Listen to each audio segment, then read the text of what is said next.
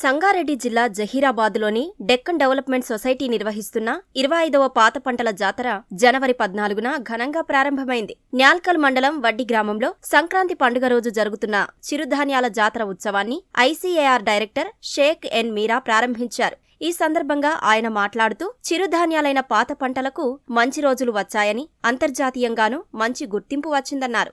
ఏళ్లుగా చిరుధాన్యాలు పండిస్తున్న మహిళా రైతులను ఘనంగా సన్మానించారు. అనంతరం చిరుధాన్యాలతో అలంకరించిన ఎడ్ల బండ్లకు రైతులు ప్రత్యేక పూజలు చేసి బాజా భజంత్రీలతో గ్రామంలో ఊరేగింపు నిర్వహించారు.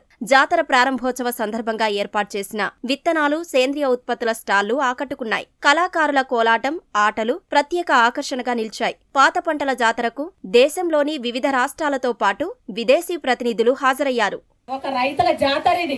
ఎందుకంటే మన విత్తనాలు, మన చేన్లు, మన ఎడ్లు, మన వ్యవసాయము, మన తిండి రకాల పంటలు మనం గవర్నమెంట్ చేతులకు పోనట్లా మన వ్యవసాయం మనం దక్కించుకోవాలని, మనం ఎంత కష్టం వచ్చినా గానీ, ఎన్ని నష్టాలు ఎదురైనా గానీ, ఒకసారి పంటలు పెడితే దానికి ఏది రాకున్నా గానీ ఆ పంటలకు ఇడిసిపెట్టలేదు.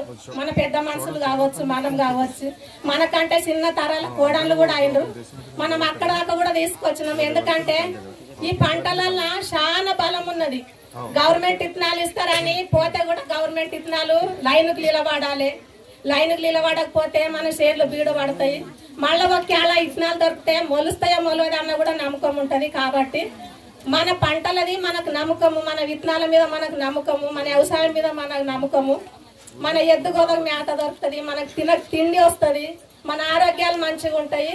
అందుకే మన పెద్ద మనుషులు నడిపించి మా చేయికి అప్పచెప్తే కూడా మేము ఇంతవరకు నడిపిస్తున్నాం. చిరుధాన్యాలు పాత పంటలకి గడ్డు రోజులు పోయి మంచి రోజులు వచ్చినాయి అని అనుకోవటానికి మనకి కళ్ళ ముందు వచ్చిన ఒక పెద్ద ఉదాహరణ ఏంటంటే, మన సంఘం ఎవరైతే 5,000 మహిళా రైతులతో 70 గ్రామాలతో మొదలైందో, ఎవరు ఒప్పుకున్నా ఒప్పుకోకపోయినా ఐక్యరాజ్య సమితి 2023ని ఇంటర్నేషనల్ ఇయర్ ఆఫ్ మిల్లెట్స్ గా చేయటంలో ఎవరైనా ఒక ముఖ్య పాత్ర ఎవరైనా వహించారు అంటే మన 5,000 మంది రైతులు.